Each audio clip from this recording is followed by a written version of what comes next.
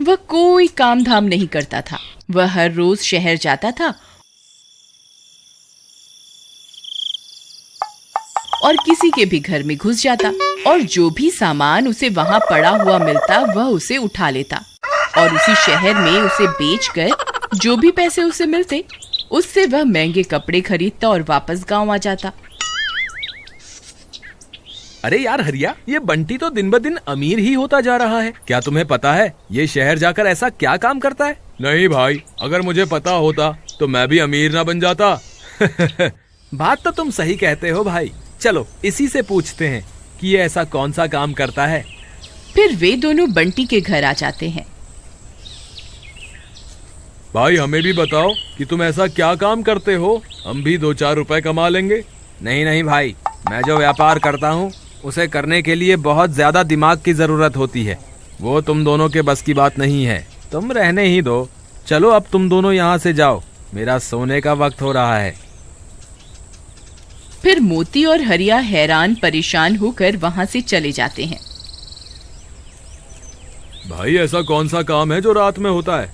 पता नहीं भाई, हमारी जिंदगी में तो बस खेतों में मजदूरी करना ही लिखा है। चलो खेत पर चलें, कहीं देर हो गई तो ठेकेदार आधे दिन की पगार काट लेगा। तुम सही कहते हो भाई, चलो अभी चलते हैं। फिर अगले दिन मुझे लगता है ये बंटी अपने व्यापार के बारे में खुद तो हमें कभी कुछ नहीं बताएगा, लेकिन हम भी पता करके ही रहेंगे। हम एक काम करते हैं, जब ये रात को निकलेगा तो हम इसका पीछा करेंगे, फिर हमें खुद ब खुद पता चल जाएगा कि ये ऐसा कौन सा व्यापार कर रहा है। ठीक है भाई मोती, तुम मुझे रात को बंटी के घर के बाहर मिलना। फिर वे दोनों अपने अपने घर की ओर चल देते हैं। अरे भगवान, अब हमारे गरीबी के दिन खत्म होने वाले हैं। मैं आज रात को एक नए व्यापार की तलाश में जा रहा हूँ। अगर मैं सफल हो गया तो हम भी बंटी की तरह अमीर बन जाएंगे। अजी, क्या आप सच कह रहे हैं? फिर तो मजा ही आ जाएगा। फिर मैं बहुत सारे गहने और कपड़े खरीदूंगी। कपड़े खरीदूंगी? गांव बसा नहीं, लुटेरे पहले आ गए। चलो जाओ अपने कमरे में, मुझे काम से जाना है। मोती रात होने पर बंटी के घर के पास पहुंच जाता है। थोड़ी देर में हरिया भी वहां पहुंच जाता है। बस अब हमें यहीं इस बंटी का इंतजार करना है। ये जरूर व्यापार करने के लिए घर से निकलेगा। अरे भाई हरिया, इसने अपना मुंह क्यों ढका हुआ है? ये तो किसी चोर की तरह दिखाई दे रहा है। फिर बंटी शहर की ओर निकल पड़ता है। मोती और हरिया भी छुप छुप कर उसका पीछा करते हैं।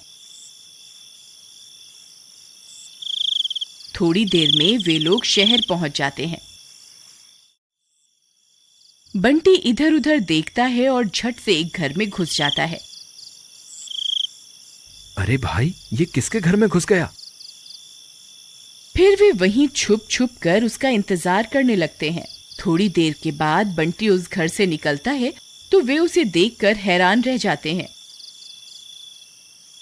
बंटी ने अपने हाथ में एक टीवी पकड़ा हुआ होता है। अरे भाई, ये टीवी कहां से ले आया? अरे ये तो चोर निकला। मोती भाई, ये तो किसी के घर में घुसा और उसका टीवी उठाकर वहां से चंपत हो गया। चलो इसका पीछा करते हैं। मोती और हरिया बंटी का पीछा करते हैं। तभी बंटी टीवी को कूड़ेदान के पीछे छुपा देता है और वहां से चला जाता है। तभी हरिया और मोती वहां पहुंच जाते हैं। अच्छा, तो ये व्यापार कर रहा है ये बंटी। अरे भाई हरिया, ये बंटी तो एक नंबर का चोर निकला। मैं तो इसे बहुत बड़ा व्यापारी समझता था। ये इस टीवी को यहाँ इसलिए छुपा कर गया है ताकि सुबह होने पर ये वापस इसे यहाँ से ले जा सके और इसे बेच सके। मोती भाई, मेरे पास एक तरकीब है। क्यों ना इस टीवी को बंटी के वापस आने से पहले हम बेच दें? वाह रे हरिया, ये तो बहुत ही बढ़िया तरकीब है। चलो इसे यहाँ से ले चलते हैं। फिर वे दोनों उस टीवी को वहां से उठाकर चल देते हैं। सुबह होने पर वे उस टीवी को लेकर एक कबाड़ी के पास जाते हैं। अरे भाई साहब, हमें ये टीवी बेचना है, कितने में लोगे? भाई इसके तो मैं तुम्हें 2000 रुपये दे सकता हूँ। तुमने इसे चोरी का माल समझ रखा है क्या? नहीं नहीं भाई, ये तो बहुत कम है। कम से कम 5,000 रुपये देने होंगे। अगर मंजूर है तो बताओ, नहीं तो हम कहीं और जाके बेचें। अरे रुको रुको भाई, नाराज़ क्यों होते हो? ठीक है, मैं तुम्हारा टीवी 5,000 रुपये में खरीद लूँगा। और उसे वह टीवी बेच देते हैं। बदले में उन्हें वह कबाड़ी 5,000 रुपये देता है। अरे वाह हरिया, आज तो मजा ही आ गया। खेत में पूरा दिन काम करने पर तो सिर्फ 300 रुपए ही मिलते थे, और यहाँ तो एक झटके में हमने 5,000 रुपए कमा लिए। चलो चलो, अब गांव चलते हैं। वहीं दूसरी तरफ बंटी टीवी को वहां ना पाकर परेशान हो जाता है। अरे यार, ये कैसे हो सकता है? मैंने तो टीवी यहीं पर छुपाया था, फिर टीवी कहाँ चला गया? आज का तो दिन ही खराब है। लगता है मेरे व्यापार को मोती और हरिया की नजर लग गई है। फिर वह उदास होकर वापस अपने गांव में आ जाता है। वहीं दूसरी तरफ मोती की पत्नी की खुशियों का ठिकाना नहीं होता। अरे वाह वाह, मैं तो आपको निकम्मा समझती थी। आपने तो एक रात में ही कमाल कर दिया जी। आपका ये रात वाला व्यापार तो बहुत अच्छा निकला। आप रोज रात को यही व्यापार किया कीजिए। फिर मोती हरिया से मिलने जाता है।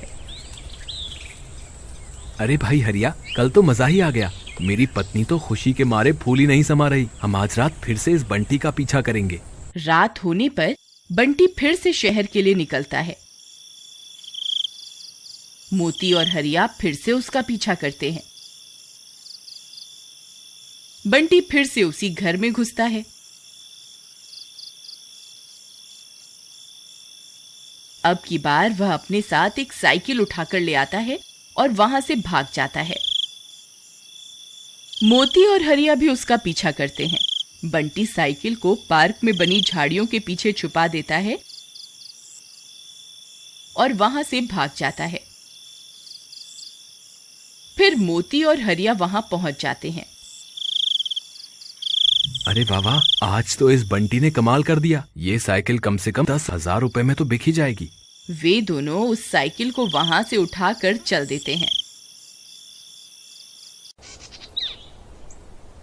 सुबह होने पर बंटी उसी पार्क में पहुंचता है। अरे मेरी साइकिल कहाँ गई? मुझे लगता है जरूर कोई ना कोई मेरा पीछा करता है, तभी मेरा सारा सामान गायब हो जाता है।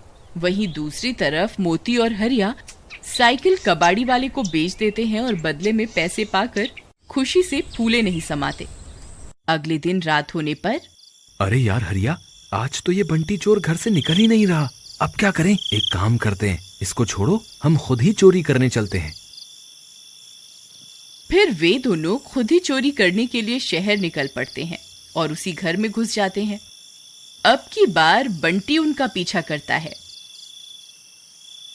तो ये बात है, ये दोनों ही मेरे चुराए हुए सामान पे अपना हाथ साफ कर रहे थे। फिर मोती और हरिया उस घर से एक बड़ा सा फ्रिज उठाकर ले आते हैं।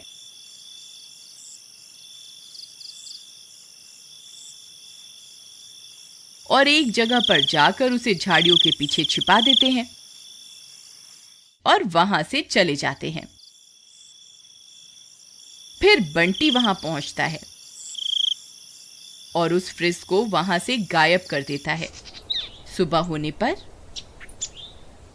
हरिया भाई, फ्रिज कहाँ गया? मुझे नहीं पता भाई, मैंने तो तुम्हारे साथ मिलकर इसे यहीं छुपाया था।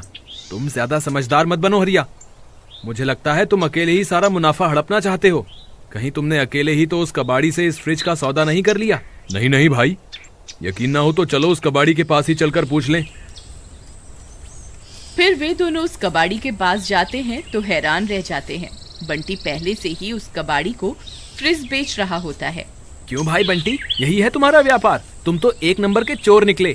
हमें तो बोलते थे शहर में व्यापार करने जा रहा हूँ, हमें सब पता चल गया है। वाह भाई मोती, तुम कौन से दूध के दूल्हे निकले? तुम भी तो मेरा चुराया हुआ सामान इसे बेच रहे थे। तुम तो मेरे से भी बड़े चोर निकले। तभी एक दरोगा उनकी सारी बातें सुन लेता है और तीनों को रंगे हाथों पकड़ लेता है। क्यों भाई चोरों, क्या हाल चाल? अरे मर गए रे, ये हम कहाँ फंस गए? दरोगा जी हमें माफ कर दो, हम तो अच्छे भले अपने खेत में खेती कर रहे थे। इस बंटी की वजह से हम लालच में पड़ गए। हाय, हमें माफ कर दो। फिर उन तीनों को उनके किए की सजा मिलती है और उन्हें हवालात की हवा खानी पड़ती है। मॉरल, बच्चों, हमें कभी भी लालच नहीं करना चाहिए।